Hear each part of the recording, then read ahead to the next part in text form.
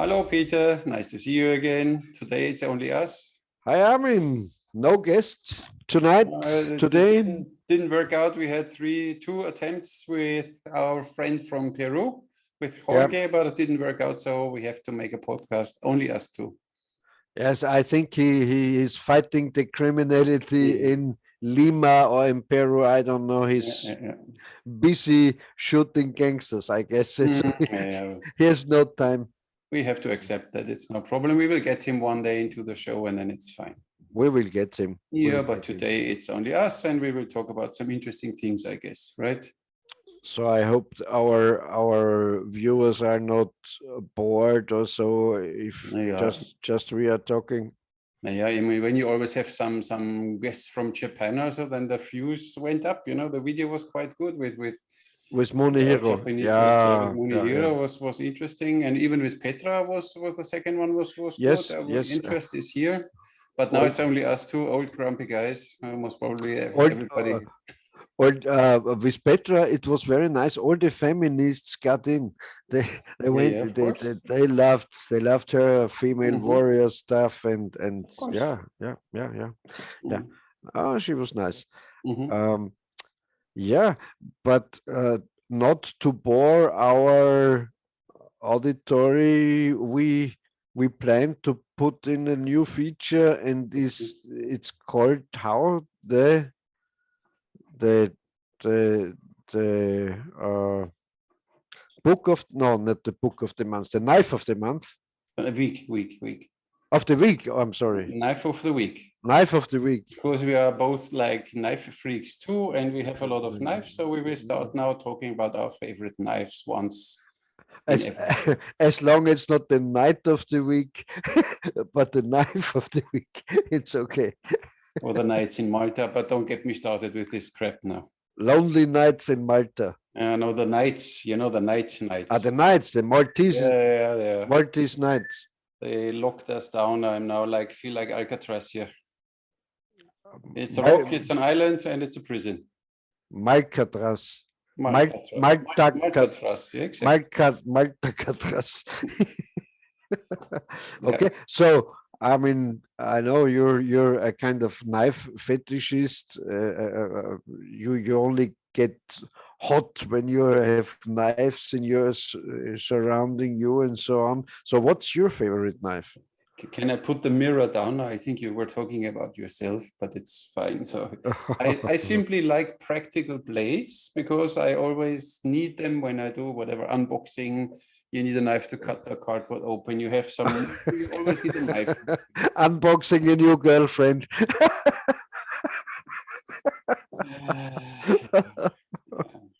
And Okay. the thing is, I think there is no medication for that. So we have to deal with this. So audience, please, they can. It's like it is. Yes, knife of the week. So let's get it. Let's get started. My first knife is from my friend, a Facebook friend from Finland. And you have, sorry to interrupt you, have more than one knife? Yeah, today one knife a week. Okay. Next week we show another knife. So you have to buy one because you have just one. No, I have a whole cardboard box down there full. So it's enough for a year of podcast. Me too. I have a whole drawer full of knives. Yeah. Not counting the folding knives. Just I have a lot of folding knives because they are very practical for everyday carry. Yeah. So that's why I always have a everyday carry. I always have one with me, but this one I will show another time. It's not my favorite one. I start with my favorite knives. And one of my all-time favorite is from my friend Tero Kotavuopio. He's from Finland. And he is such an amazing guy. Wow. To see that we get this El Puco knife. Yeah. And he made it, of course, usually they are longer, but he made a blade that I don't have problems with the Maltese law because they should not be longer than 8 centimeters. Otherwise, you can't have it around. Of course, it would look better with the original length blade. But this is one of my... Look at this, there's an archer on it.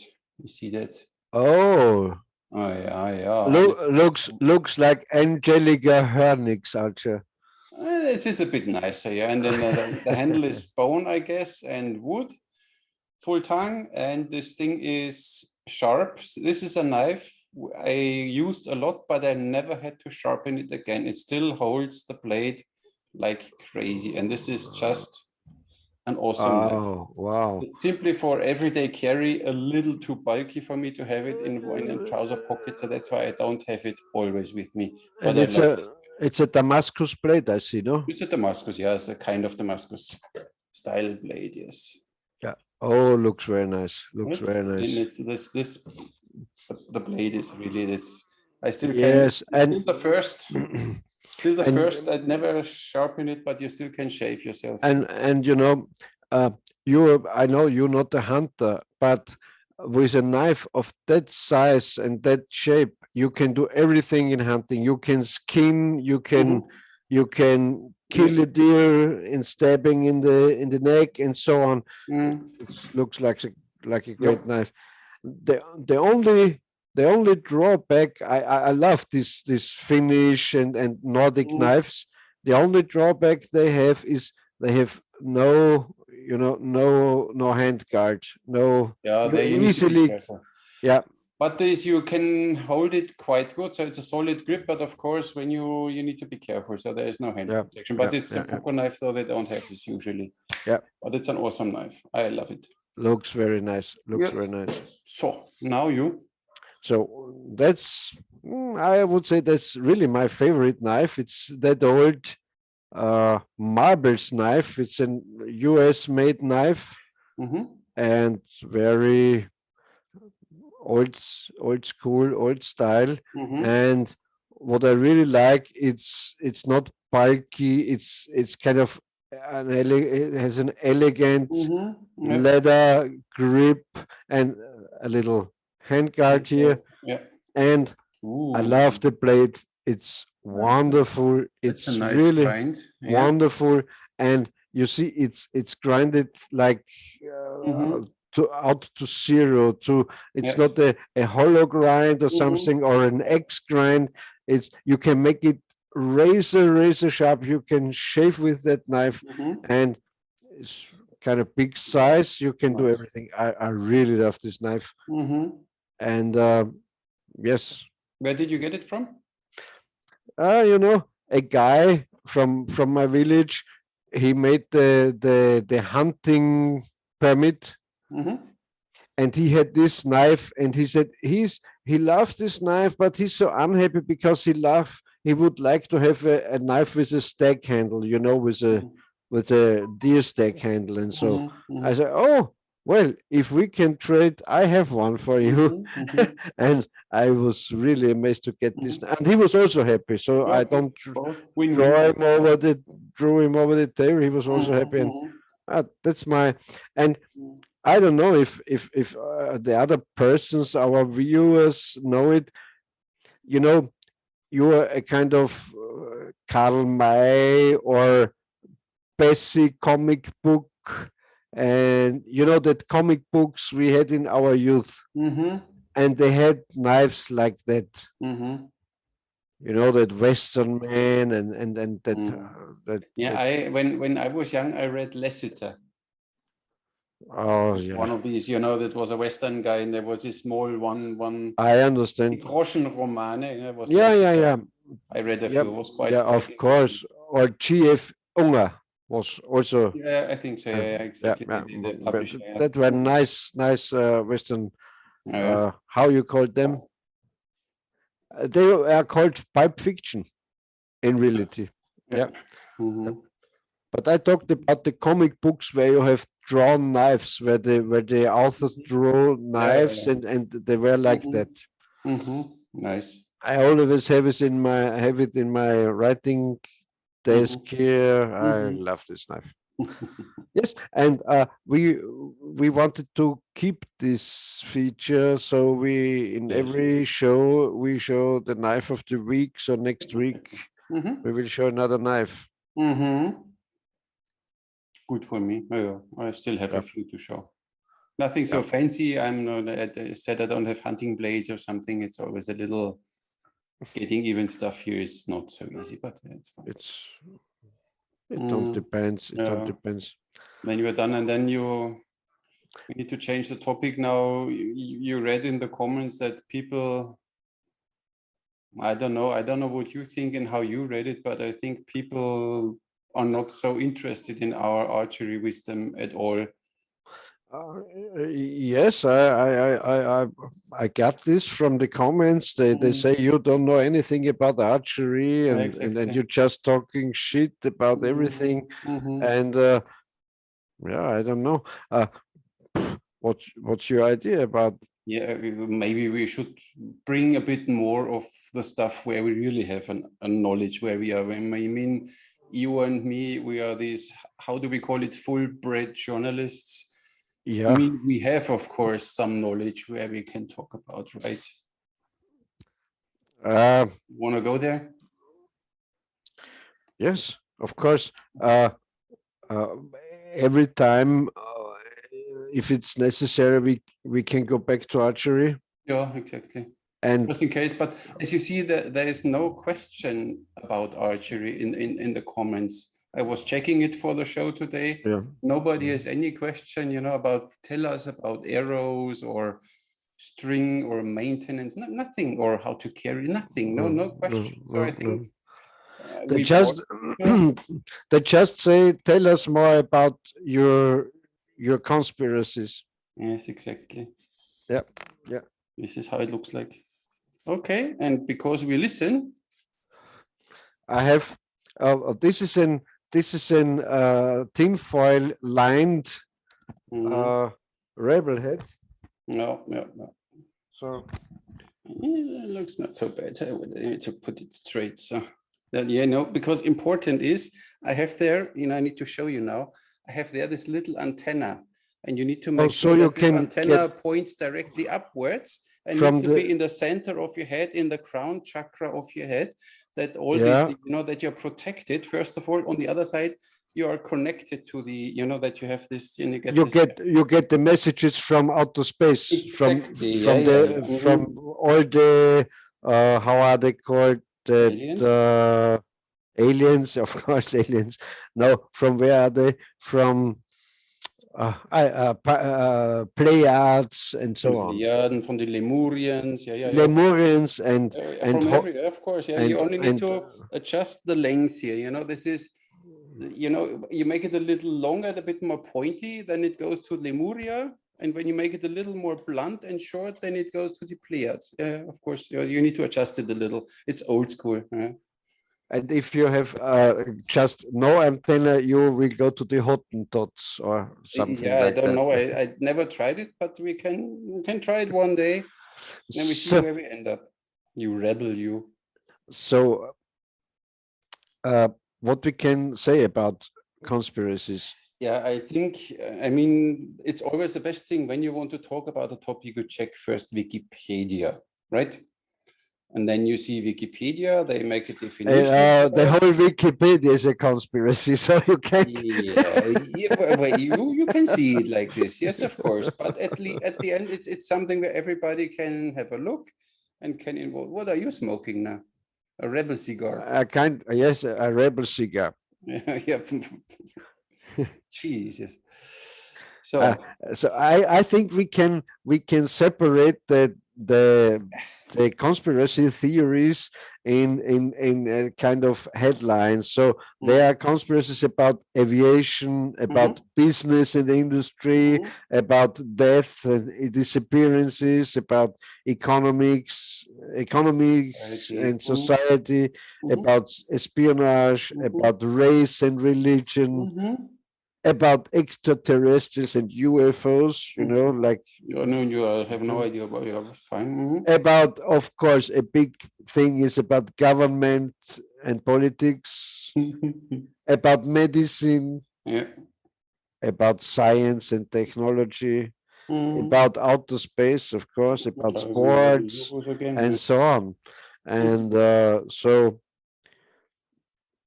I don't know, should we go through in that order? Should we go? Especially, it's interesting. I mean, I'm quite into it, but there are some not even I have an idea. So maybe you know something about it. So when I see in aviation, the first thing is directly black helicopters. And when I hear this, directly comes in mind this movie. It's a little older with Mel Gibson, where he was a taxi driver in New York. Yeah, yeah. And he was telling everybody about these conspiracy theories and that the black helicopters, the silent ones, they have a silent mode. Murphy's Secrets, or how it was called, that movie, like that. Yeah, I forgot the name, yeah. But it was quite good. Yep. So for this one, I only know it from this movie, so I don't know. But do you know something about black helicopters? I don't know a lot about it. It came up in the 1960s in the United States, and originally the John Birch Society promoted it. And they said that the United Nations, the UNO force, would arrive in black helicopters to bring the United States under UN control. And in the 1990s, during the presidency of Bill Clinton, it has been promoted again by a talk show host. His name was Glenn Beck, and yes, and there are also kind of similar conspiracies about phantom helicopters in the United Kingdoms. They appeared probably in the 70s. I don't know. I don't know more about it, and that's what the conspiracy Wikipedia is saying about it. Okay. If somebody knows something more about black helicopters, leave a comment down there. Let us know. Let us know. Of course, really... I have seen them for at least one. I have seen in my life a black helicopter. Okay. No. Cool. So what's next? Do you have an idea? Chemtrails. Oh, actual topic since a few decades. That some people say that when you see from the jets flying very high, then they leave this streak of this, this trail back there, that it's not condensation, that there are chemicals mixed into it to either reflect the sunlight because they are still afraid of global warming. Yeah. Others say that these materials work in conjunction with HARP, but this is another conspiracy theory. This big radar antenna thingy, HARP, with double A. With these, they are capable of sending information to these chemtrail layers in the sky. And with this, they say that they can manipulate even the weather and something like that. Weather animation and even mind control in a way. But even in America, they said that there is a proof that even in the 60s and 70s, they flew over some cities and sprayed some chemicals for test purposes. I don't believe in that chemtrail conspiracy. But I surely believe in the fact that some plane spraying something. Because you have also this, this little plane spraying poison. But they fly very close to the agriculture. Yes. And everything possible, in my opinion, everything possible is tested somewhere at some time. So I don't know. I don't believe they spray some microchips and like to manipulate us with chemtrails, but of course I believe there were some incidents where airplanes sprayed something and tried to alter the weather or to change or to poison something. I don't know. Or as you said, aluminum particles to deflect sunlight back into space and so on. I think they tried it. What's your opinion? It must have a reason that even Bill Gates said now that he wants to darken the sun because of global warming. Yes. So just 1 year ago, he said there is about that. It's like that chemtrail theory, no? It's very similar. I think I don't like to go more into this aviation stuff because because there's, of course, that Korean airline flight 007 and that James Bond on board 007. MH370, the Malaysia Airlines, and MH17 and so on. Yeah, we know that airplanes simply disappear sometimes, you know. Yeah, that they're supposed to crash in the soil and you don't find anything. Yeah. You know, there were in World War II, there were some planes crashed in the Sahara. They have found it 50 years later. So, but even when you see at 9/11, there's one plane which crashed somewhere outside, you see only like a big dug up hole, and then you see a wheel and an engine and a few small debris parts, but not the plane. So that's why it's always a little interesting. And if you think about if one plane crashes into the Pacific Ocean, there are some routes, there's nobody, no ship, no airplane. If they get off of their course, you never will find them. Yeah, but don't they have a black box that you can find the black box somewhere? I don't know, but if it's very deep water and it's longer than a month or 4 weeks or so, I don't know. Runs out of battery, this thing. Yeah. And I don't know if, you know, there are very deep places where the water is very deep. If it's 5,000 meters you don't get a below, signal anymore. I don't know. I think so. Okay. So good, fine. So we leave aviation. What do you want to talk about then? I think the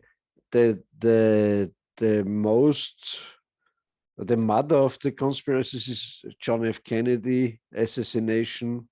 Is a big thing. Let me see. I don't know. But funnily, in medicine, even COVID-19 pandemic, they have as a conspiracy theory. I mean, everybody knows that we have a COVID-19 pandemic. How can this be a theory? So I guess if our viewers are interested in about this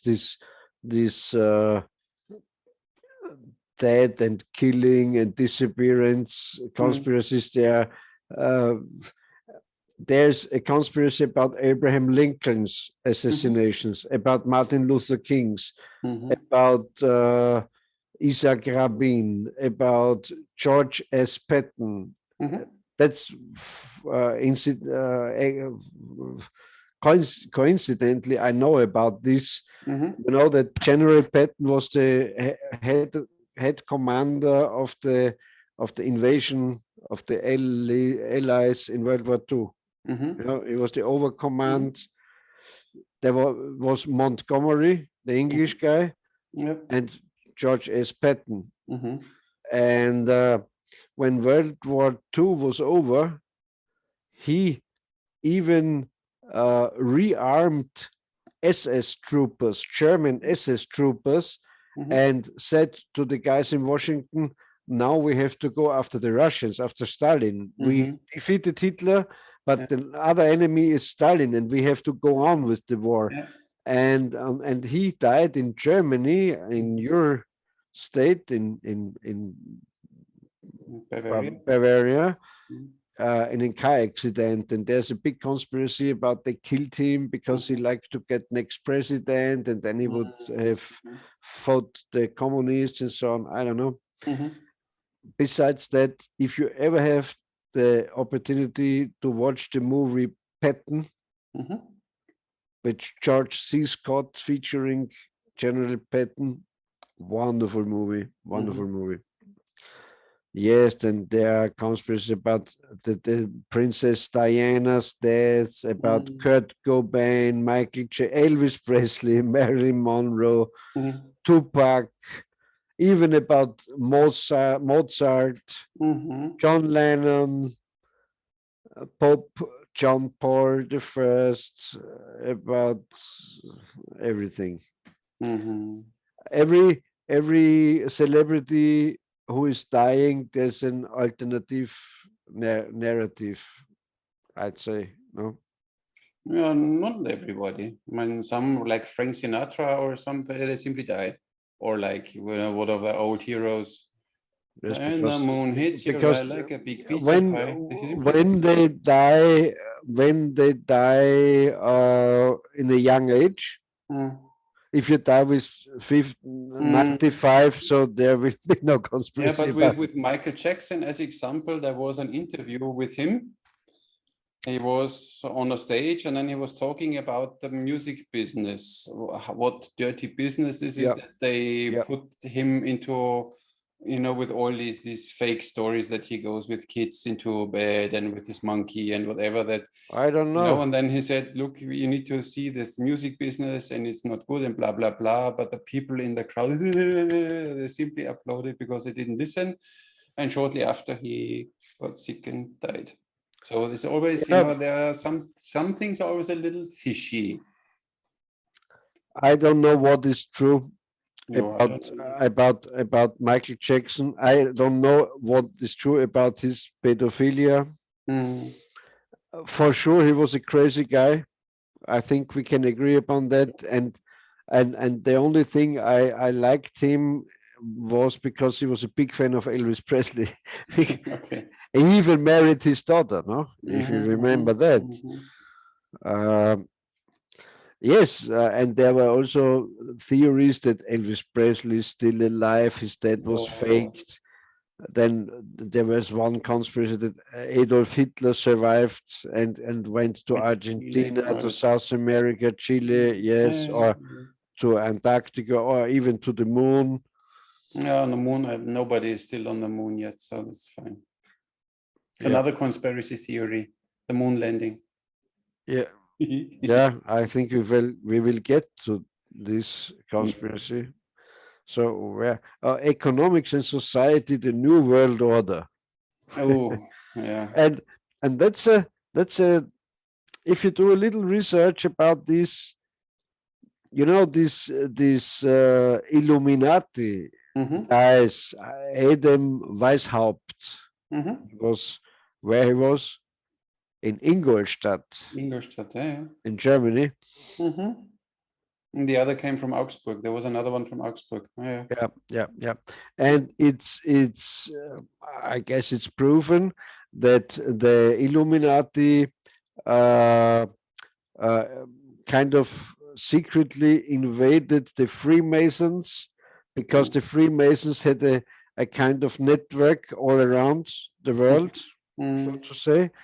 And what's true for sure, there's no doubt about it, is that the French Revolution, there were kind of Freemasons and Illuminati involved.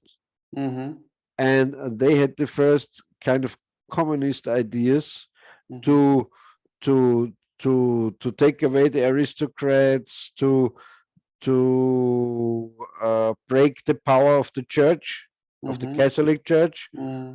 And what's also true is that George Washington and some of the founders of the United States were Freemasons, that Washington is laid out like a Freemason stuff. There's no doubt, and there's also no conspiracy about it. That's true. That's one thing. So a lot of conspiracies turned out to be true. Fortunately for some, unfortunately for others. Yeah, in the New World Order, when you see it's even written on the dollar note, on the dollar bill, there's it's the pyramid and the all-seeing eye, and there's written New World Order, but only in Latin or something. Yep. So, but I think one mistake the conspiracy theories sometimes making is that all these conspiracy guys wanted to make bad things. In fact, if you think about the American Constitution, it's a good thing. It's the most free and human friendly constitution of all around the world. You have freedom of speech, you have the right, the Second Amendment, the right to own and to wear arms, and so in which country of the world the people are more free? So these were conspiracy guys, Freemasons, and you don't know, Illuminatis, but they did a good thing. That's the other side of this. Yeah, it's a way. I mean, it's simply one stepping stone in a long way what they have planned for the one world government and the one world money. So the currency, that there's only one currency worldwide, there's only one government, that they centralize everything.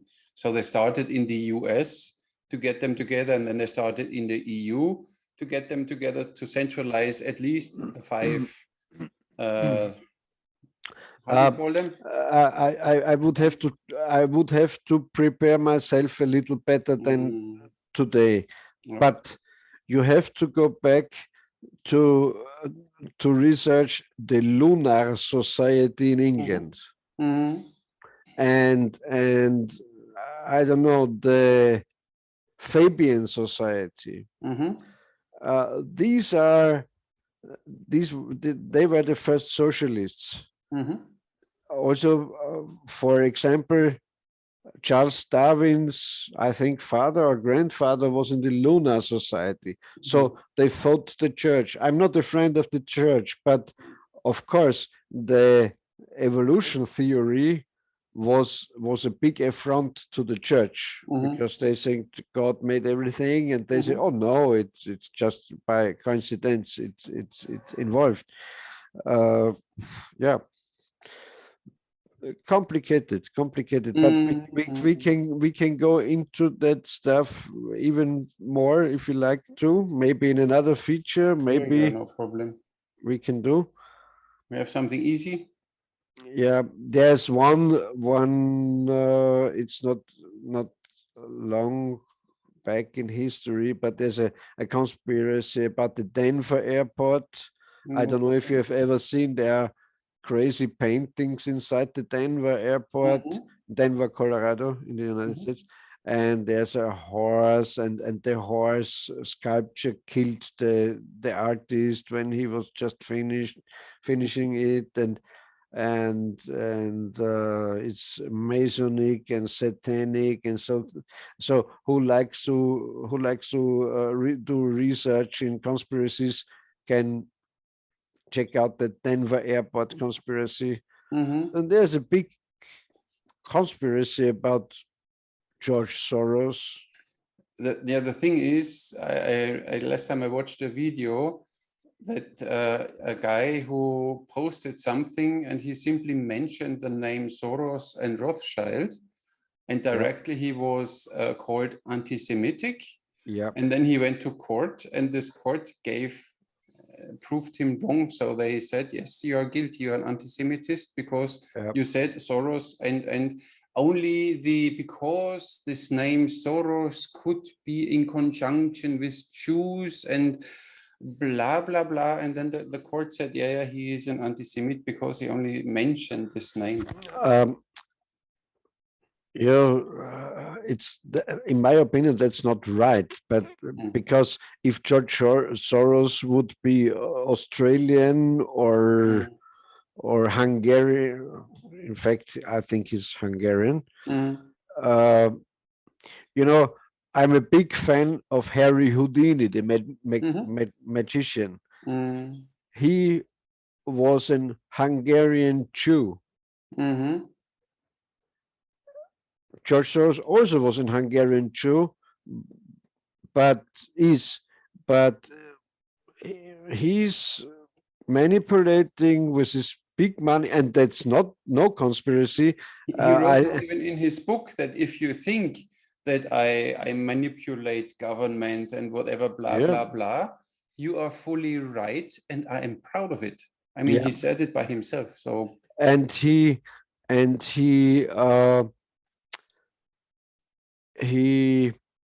how to say it? How is it to say? Anyway, there's a famous interview, and his story. He should have been deported by the Nazis in World War II, and then he converted to Christianity, and he had a kind of mentor, a German, who took him like a son, and in this, and then this German made business with the gold and the stuff they took from the Jews in the concentration camps. Yeah. And they asked him in the interview, George Soros, if he feels guilty about that, and so he's a Jew and he made money out of his Jew comrades and so on. It's a difficult thing. And what is not a conspiracy is that I don't know, in the 1990s or somewhere, he was kind of cracking the British currency with Wall Street, manipulations and so on. Currency manipulations. Yes, and then there's some. You have more about it, or no, do you have another one? I mean, he wrote a book. It's everything written what he is doing, so it's not a secret. It's, you only can read a book. It's like with Klaus Schwab, Great Reset. Read the book and you know what's going on. But a big difference between Klaus Schwab and George Soros, in my opinion, is George Soros really puts billions and billions of dollars and euros into movements, into open society, into migration stuff, and so on. And that's true. And Klaus Schwab is just talking what his vision is for the future. It doesn't. But George Soros forces that stuff. The one is a visionary, the other one is a maker. Yeah. There's also another conspiracy about Freemasonry, because we talked about the Illuminati and Freemasonry, that everything is manipulated and steered by the Freemasons. I don't believe in that, to be honest. They share some holistic wisdom. That's why they went free. I mean, they come from Masons. They worked as employees, but then they didn't like to, so they made some kind of. They went free and worked as freelancers, Masons, and they have a lot of wisdom regards, with the golden ratio and all these things, how these things work. Then they always secretly only gave it to the next one, and now they do it a bit more openly. Yes. That's a kind of simple view. No, of course. They don't want to overdo it here. The Freemasons themselves connect them back to old Egypt and even further back to the Solomonian temple.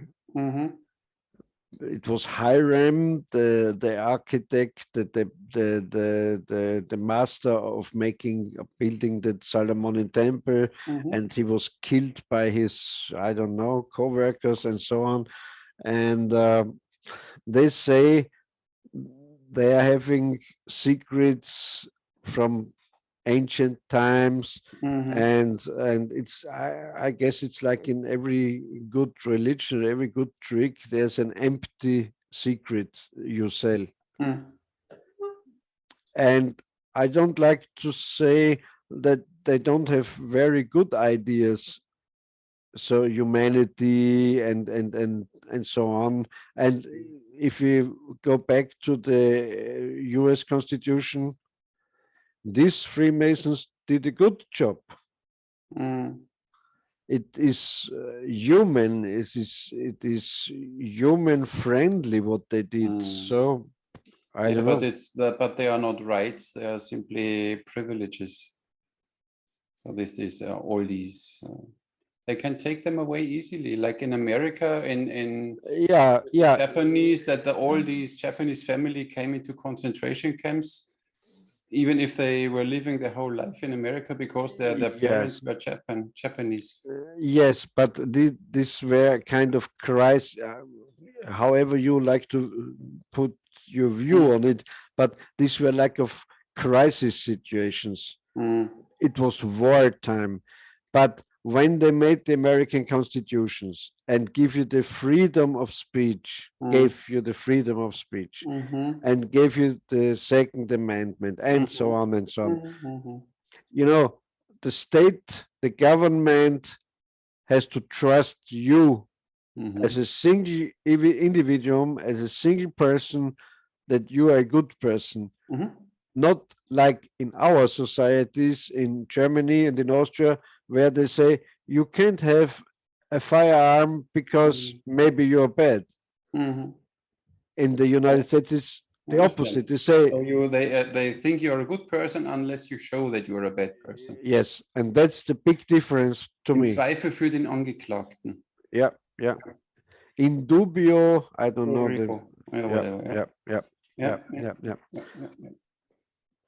But this is what you get now. But how is now freedom of speech in America right now? With the fact checkers and with that simply getting banned on Facebook? Yeah. But these are private companies. In the United States, there is freedom of speech. Like Idi Amin said, right? No, there is, but the private companies like Twitter and Facebook and YouTube and Google and so on, they are making. Why do they do it? Because they like to be.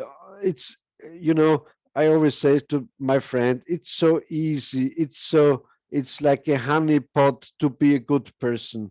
Oh, of course, you have to wear a mask. Of course, you have to protect your neighbor.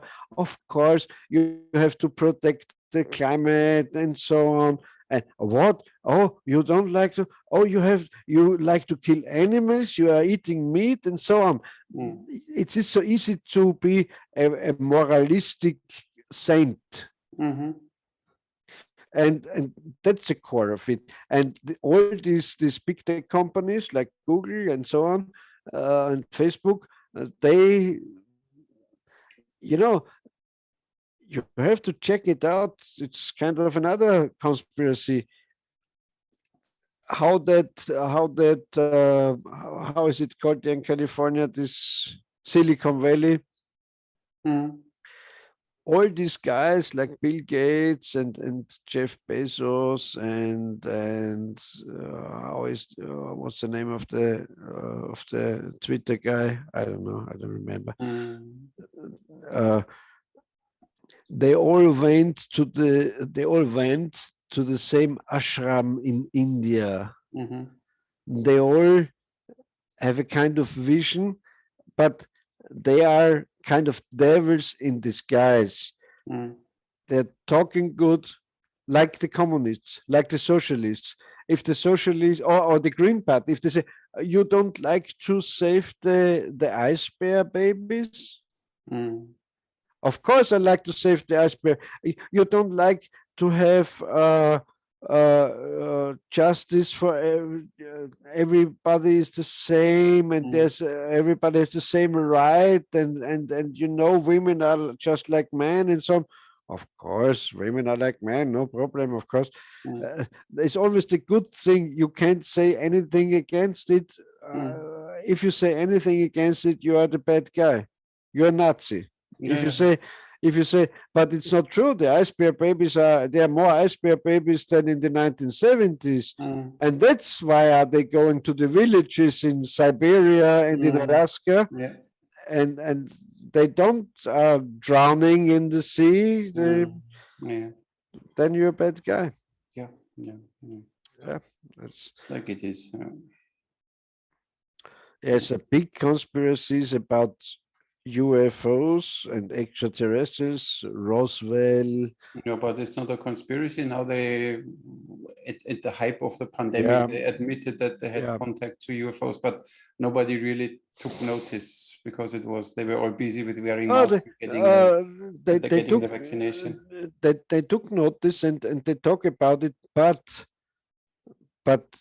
these are this TikTok video, from the TikTok UFO from the jet fighter. It's not enough. I don't know. But if they show us the bodies of the Roswell aliens, on the other side, UFO only means unidentified flying object, and it don't mean extraterrestrial. You cannot go back again to Second World War. They said that even Adolf was already on it, developing flying saucers. What is true, and I did research on that, is that it's not only outer space extraterrestrials. The Germans, the Nazis had mediums. They were beautiful women. You can check it out on Google. They had long hair up to the ground, down to the ground, and they tried to contact interdimensional entities. That's true. That's true. And it was not Hitler, it was Himmler who was the esoteric guy. Yeah, of course. Yeah. That's why even all Hitler's Autobahn, they're all on these ley lines, on these energy lines. They're energy lines. I'm not sure. Yeah, but they are there. Maybe. And they had they were kind of two-faced. They prohibited that esoteric dowsing, that pendling and with this wooden fork. Yes, it's dowsing, I think it's called.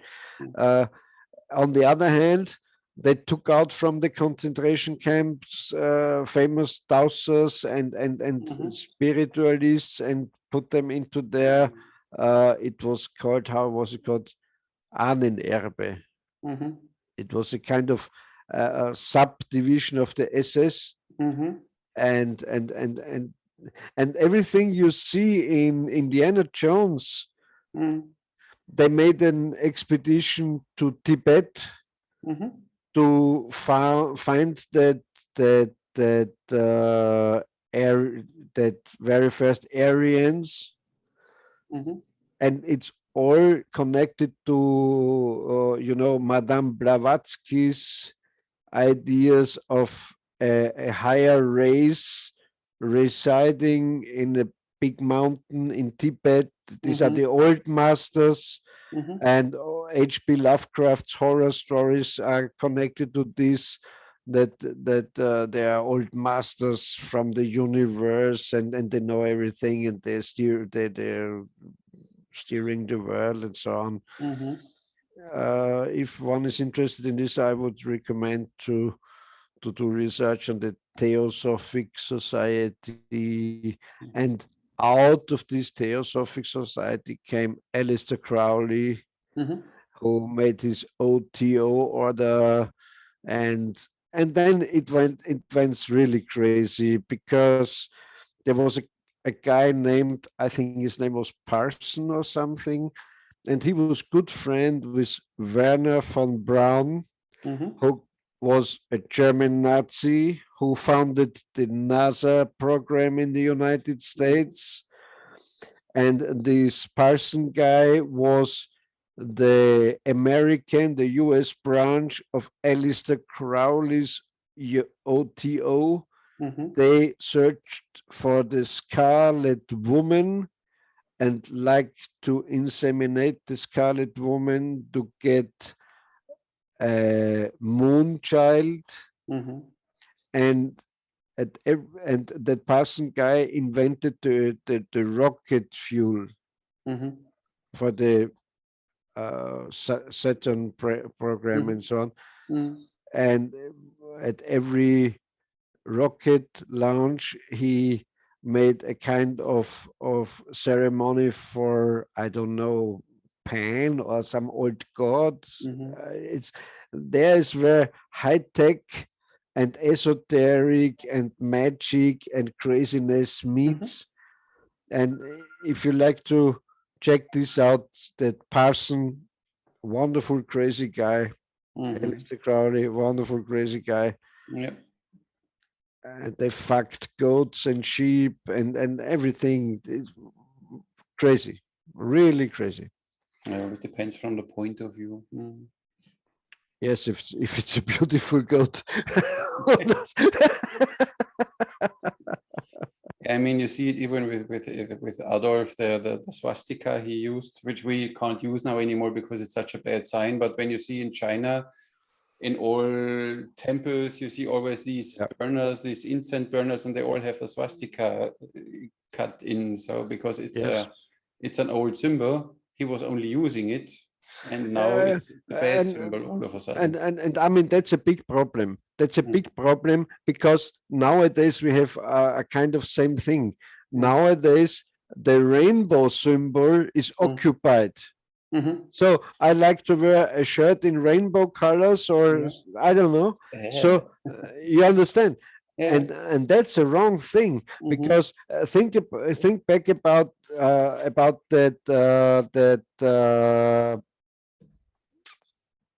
how was that ship, Rainbow Warrior. The name Rainbow Warrior would mean today something completely different than back then when they named their ship Rainbow Warrior. There were not just gays and lesbians on the ship and trans people, but so Adolf Hitler occupied this swastika, and he even occupied, that's what I said last time to Munehiro, be happy to be able to be proud of your ancestors, because if we are talking about the old Germans and the German tribes and the Romans and so on, then they will say you're Nazi. So that's also a thing Hitler occupied. You can't talk about the old Germans and the German tribes and how strong they were and good warriors. They say, oh, you're Nazi. And that's the same with the swastika and with the rainbow flag or rainbow symbol. You know, a rainbow belongs to everyone. Everyone can see that rainbow. They occupy it just for their gay movement, or I don't know. Yeah. It's even the same with the term Holocaust. Didn't exist in the times when the Holocaust happened. Of course not. They didn't have this word. It's an American invention which came way later, only to make us feel bad for the rest of our life. What we did, I mean, I did nothing because I was born way too late. Yes, but that's a kind of, I'm sorry, stupid, because of course in the time where it happened, they didn't name it like that. Of course not. Yeah, why not? I mean, ethnical cleansing is ethnical cleansing, or whatever, you have a name for it, but this name, which is now the Holocaust memorial here and the Holocaust the thing I like to criticize, it's a very thin ice we are walking on. Always. But the Nazis, they don't had a special hate against Jews. They put different persons in their camps, concentration camps. They put socialists inside, they put gays inside, they put some other religion, you know, like the Jehovah's Witnesses, or they put a lot of people inside the concentration camps. And now the narrative is, yes, they like to wipe out the Jews. Not only the Jews, everyone who was against their ideas or against their state, or you know, like it is in every regime. It's the same in the Stalin regime, in the Mao regime. When you like to have your neighbor's wife or his garden, you are going to the politcommissar and say, oh, you know, I don't think he's on our pass, I don't know. And so they check out and he will be deported. You fuck his wife, you get his garden and his house. And that's where it is. That's like it is. Sure. I'm sure. So where are more conspiracies? Do you know something, some more?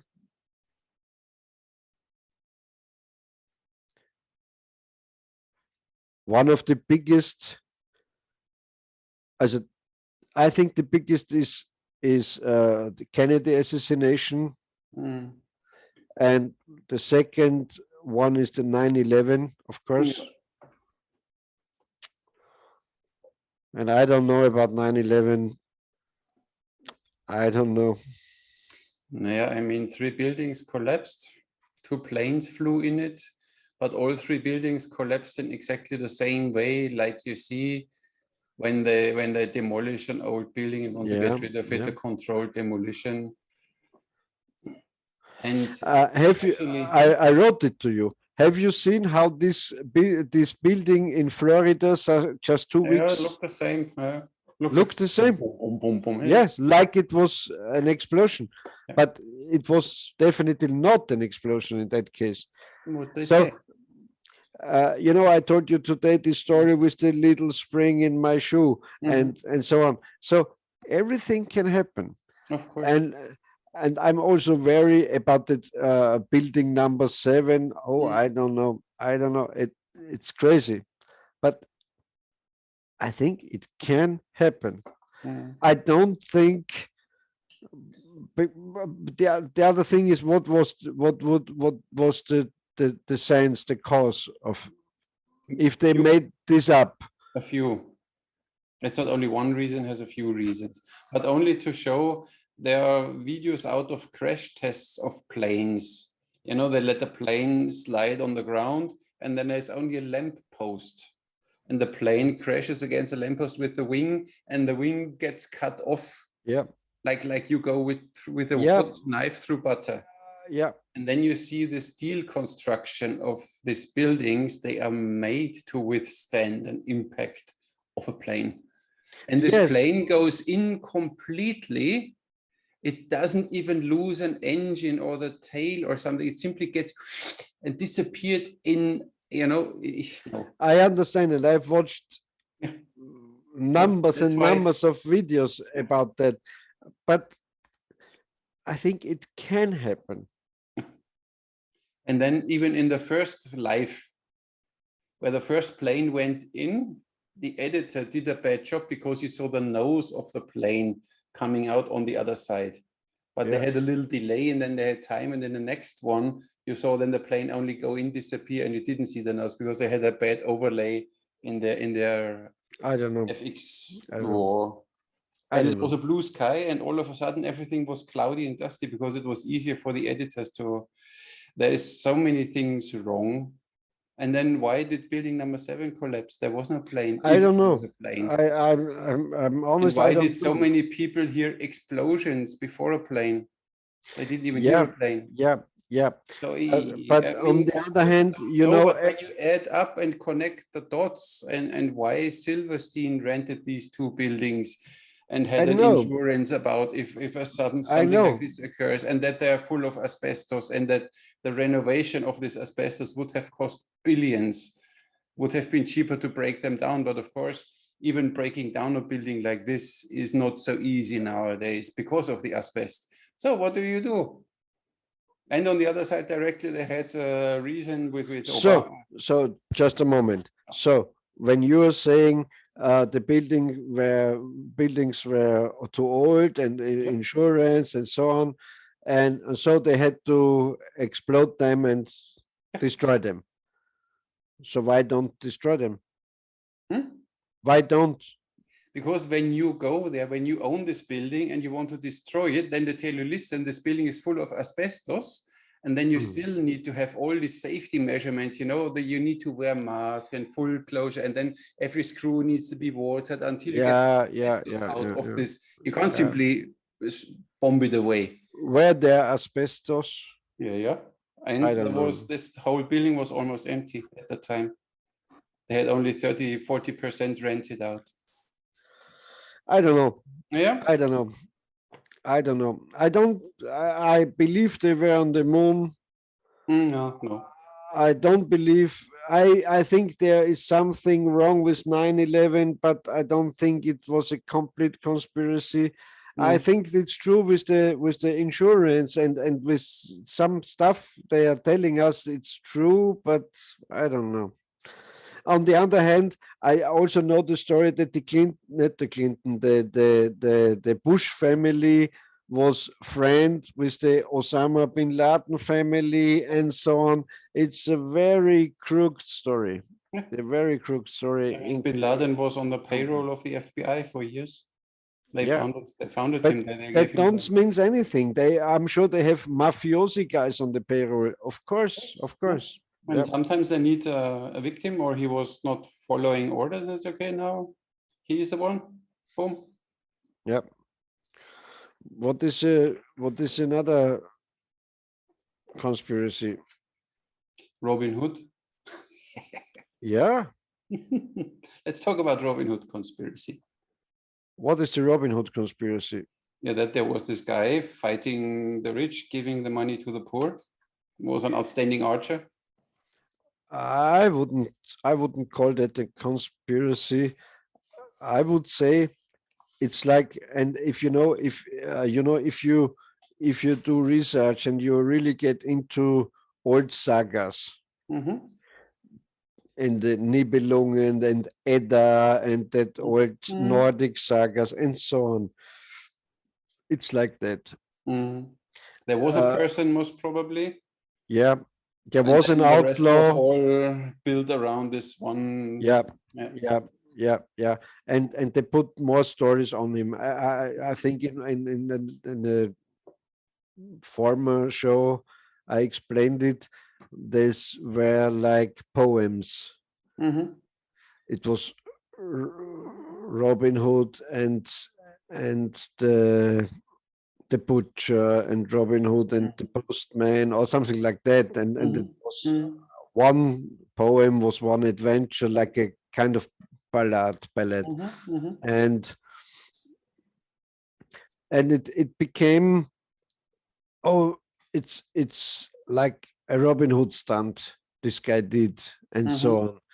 And it also connects all the ingredients of a good story. Robin Hood was fighting against the rich ones, giving to the communist story, if you like, so take from the rich and give it to the poor.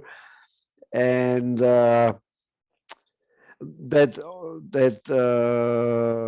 Richard Lionheart was made up later, was put into the story later, and they know very well when Maid Marian first appeared, or Tuck, or Little John, and so on, or Ellen Dale, all these features, all these characters you have in the stories and in the movies, they came into the story step by step, and they know, in that century they put in this feature and so on. So an ongoing saga. There are court acts from the 12 to 1300s, I don't know, where a guy by the name Robin Hood, or Robin Hood, or how they call it, was an outlaw. But if he did all this stuff, or it was made up during the centuries, but after all, you have to look upon the Robin Hood story, in my opinion, like an old saga. It's a kind of hero figure who went through his adventures and so on. It's like with Wilhelm Tell, then the same, or was this the story behind Wilhelm Tell? I think so. I don't think Wilhelm Tell ever really existed. And if he existed, he did not that Gessler head thing, and so I don't think so. But every good I don't know, every nation had a famous archer, almost, so to say. Yes, and with Wilhelm Tell it's different. He's kind of founding the Switzerland. It's the founding idea, because I think after Wilhelm Tell they made this pact, I don't know, the Eidgenossen, I don't know it in English, and so on. Yeah. Switzerland is, of course, it is a conspiracy in itself. Switzerland. I mean, why did Adolf not go through Switzerland? Why did Napoleon don't go to, you know? There's a conspiracy theory about the Templars founded Switzerland. And they also connected to the Swiss flag with the white cross on the red ground. They say, okay, the Templar, the red cross on the white ground, and so on. I don't know. So do you think our viewers like our conspiracy? I have no idea. Shit. I don't think. Maybe we see. I don't know. I don't know. Maybe, I don't know. Maybe we should do a different show, just talking about a little about politics or about that we do this news and then talk about conspiracy on an extra channel, not on the Archery channel. Yes. Yes, because we will both anger the archers. They like to know why we are that good archers and how it can be that we have such a wisdom about it. No, I'm not a good archer, so maybe you're a good archer. But yeah, I'm a good archer. Yesterday, I went out and shot for the first time since one. I don't like to tell it, but you started now, so tell us.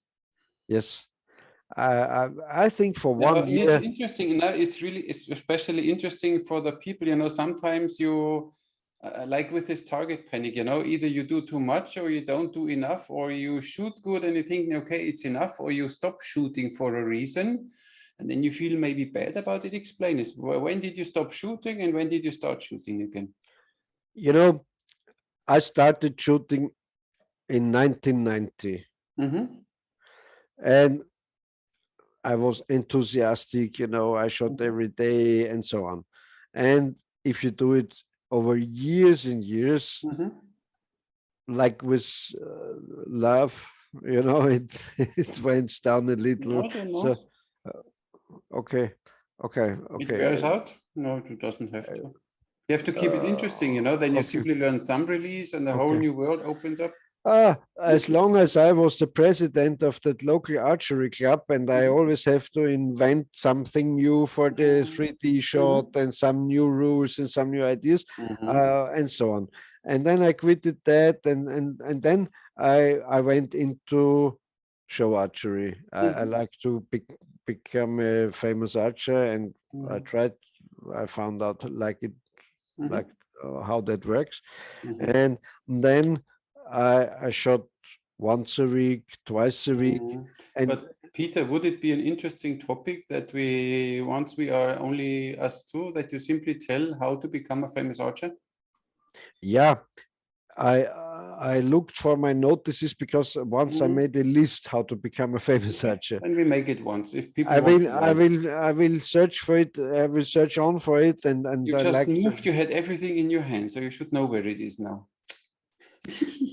Yeah, but I couldn't find it. But why did you stop shooting now? When did you stop shooting? How long ago? What was your last arrow you shot? No, it was like that. After the first honeymoon, 20 years of honeymoon shooting and doing, and then I went into that. I like to become a famous archer business, and then. Of course, I trained. I shot once a week, twice a week. But then I just trained when they asked me for something.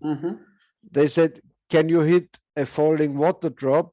And I said, of course I can hit it, but I have to train it, especially that thing.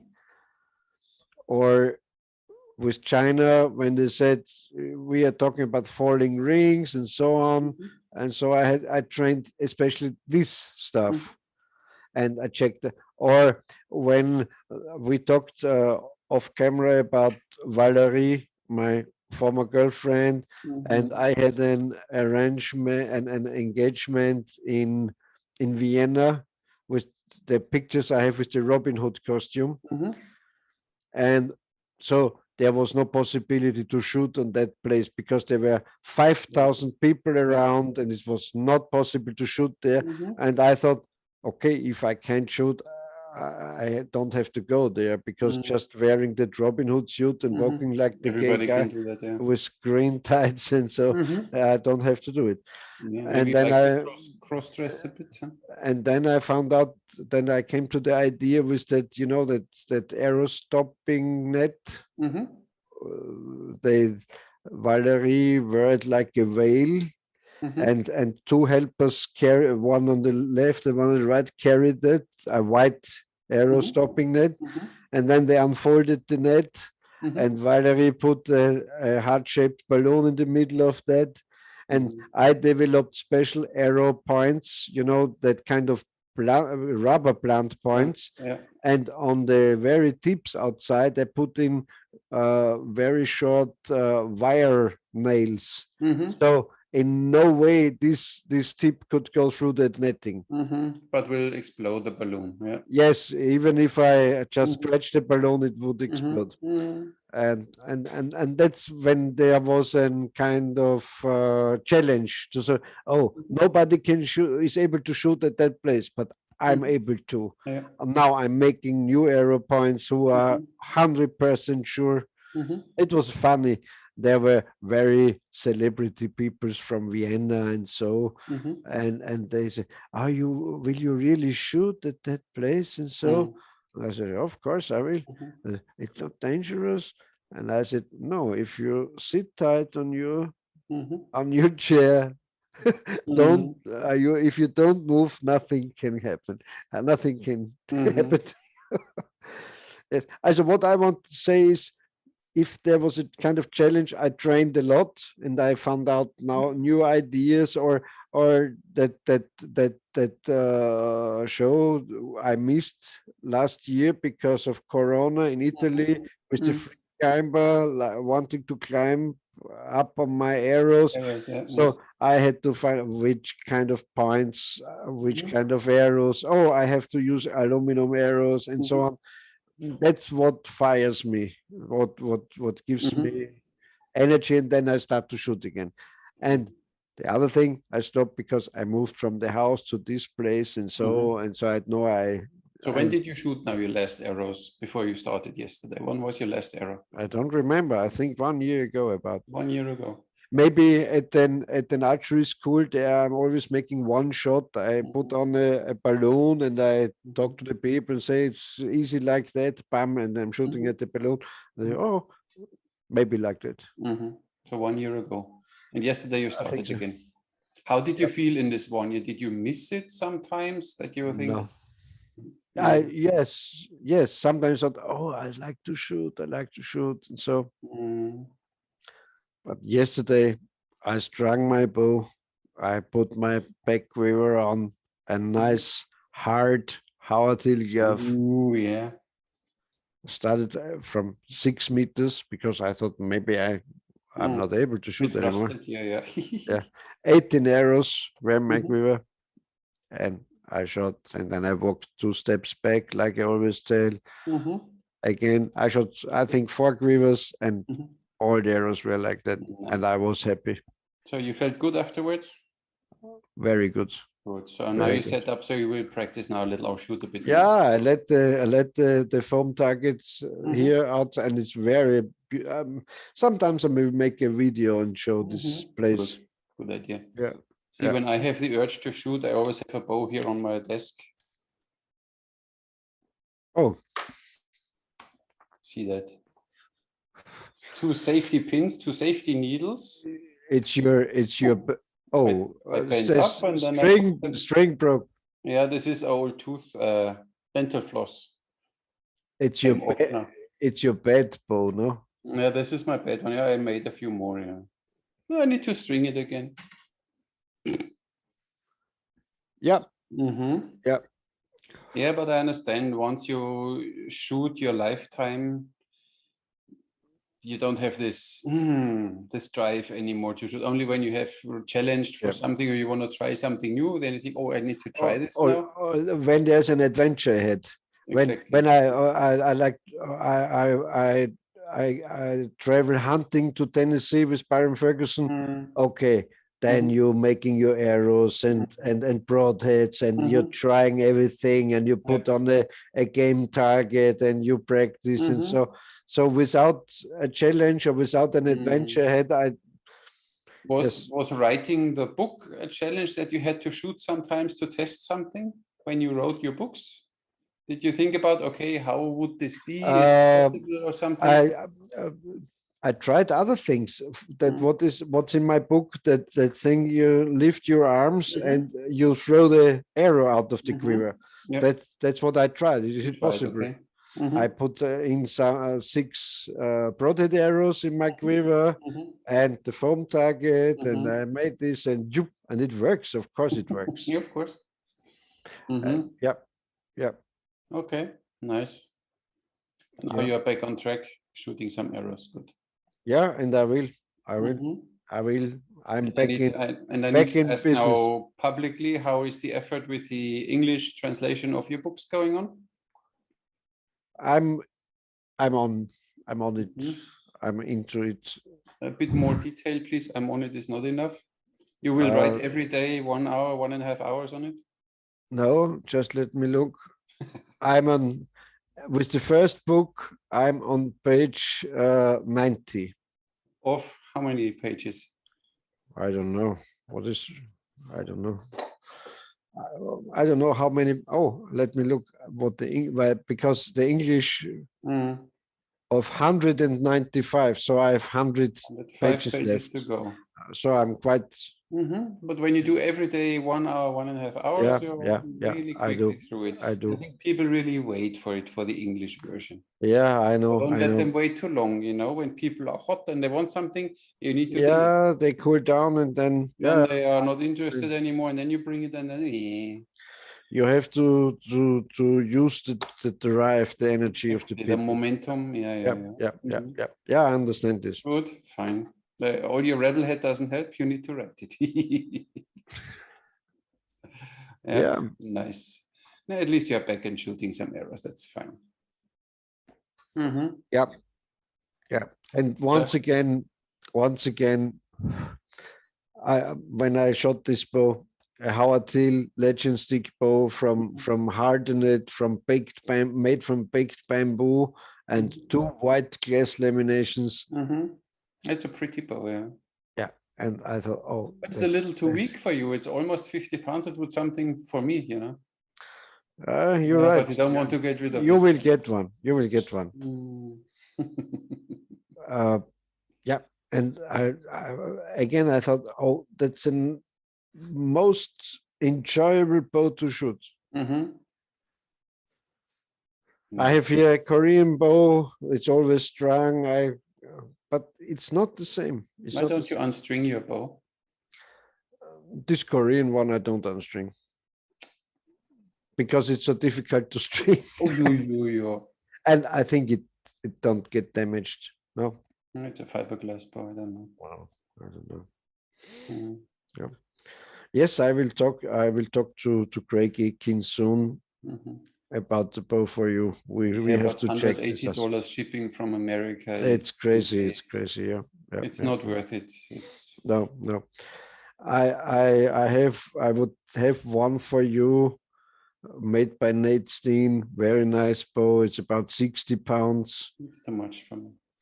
I mean, I can shoot 60 pounds, but not many arrows. My shoulder starts hurting. Yeah. And from my accident, it never really healed properly, and then it's not enjoyable. Yep. Okay, so I hope we bored them to death today. Yeah, or I hope we amused our viewers, but they have to look forward. As we said, maybe we are making another channel and talking about this stuff, and we will go back to archery in this channel more. It's all said about archery. What we have to say is 3 days of this week we tried to get Jorge Perales from Peru to talk about Amazonian archery and Peruvian archery.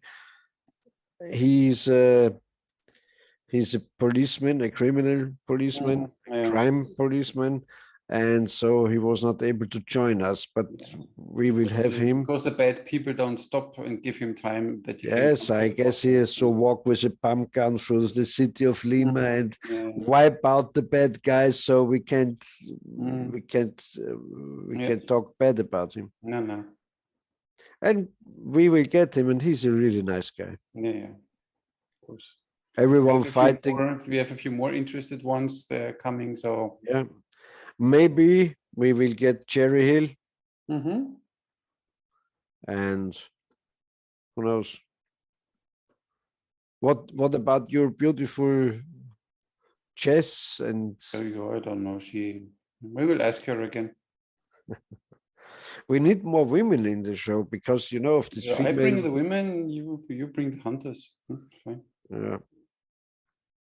Because we have to talk more about.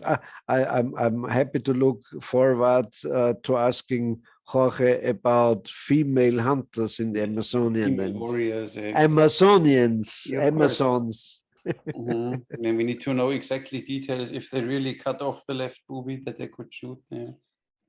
Yeah.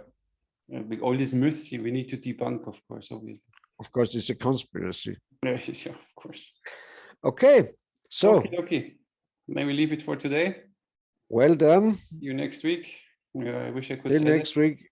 And signing out. Stay strong. Stay like you are. Fight the evil. Yeah, this is always a question. What is evil? The communists are evil. Why? Because they like to tell you how you have to live. Okay, then. Okay. See you next time. Thank you very much for watching, guys. Write in the comments if you want to know something about these conspiracy theories or not, or yes, or whatever. Yes. Simply talk. Subscribe to our channel, to my channel. Yes.